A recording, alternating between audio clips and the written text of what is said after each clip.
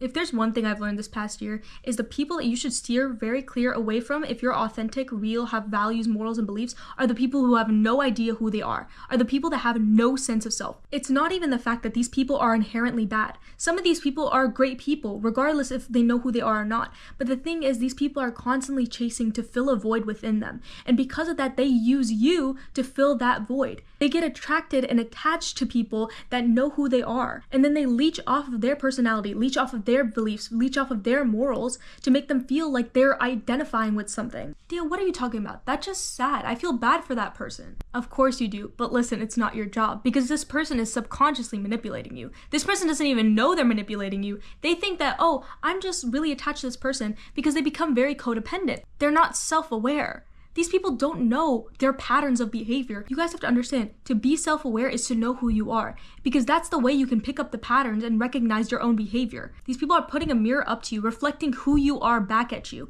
And it is very, very scary because let me tell you how it goes. I had a close friend for years.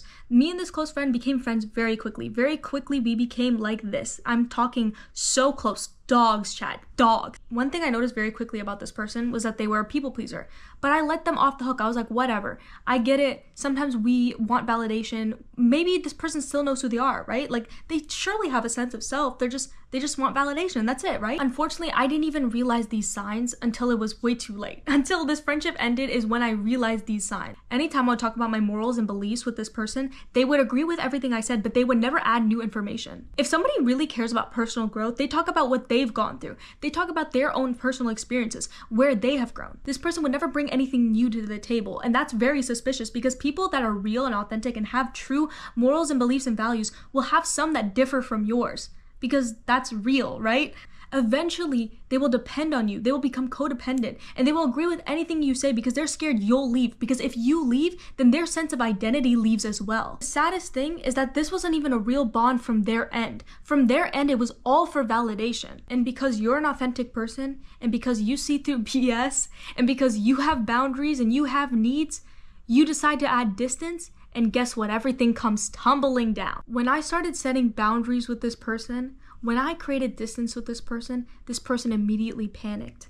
And instead of seeing it as, oh, she's her own person, she needs her space, they immediately replaced me in 3 seconds. And every moral and belief that me and this person used to connect over did a whole 180. In a week! Guys, this happened in a week! It's one thing to reinvent yourself and have new values. But in a week, babe! And I'm not just talking petty little beliefs and values. I'm talking their entire belief system of how they used to run. I hate when people do this. I hate this person. They're so fake. Why are you besties with them? And the switch up is always so funny. That's how you know somebody does not have a sense of self. That's how you know the entire time this person was mirroring you to make you feel comfortable and to make themselves feel validated. And the most unfortunate part about this is I know this person isn't a bad person. And I knew that this person wasn't even trying to hurt me, but they were also not trying to get to know me either. This person was trying to fill a void within themselves. And if anything, I was mad at first. Over time, I realized that I just feel so bad for this person. I genuinely hope that they find themselves because this actually made me sad when I realized this and I actually started to feel empathy for this person. But also, never a fucking again will this happen. Never again will this happen. You don't even know if these people will be loyal to you because their loyalty only depends on who's in the room. They're shifting values, guys. There is one thing you cannot lose in this world, and that is your sense of self, who you are.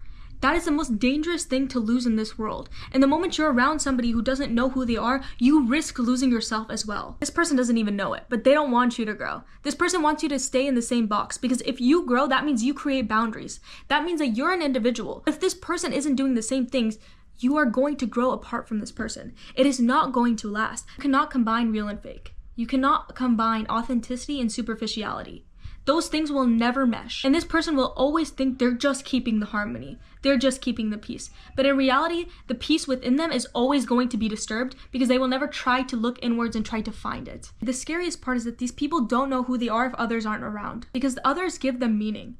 Other people give them purpose because they borrow personalities, they hijack opinions, and they don't want to go on the soul-searching journey because guess what? That shit is not easy. Trying to find yourself is the hardest thing that anybody can do, which is why you should do it. But a lot of people, they don't want to do it Because it's easier to not know who the fuck you are. It's easier to wear the mask. It's easier to wear the facade and try to fit into whatever the fuck anybody wants you to. It's easier to steal personalities than have your own. Because to create morals, values, and beliefs, it means going through your own experiences.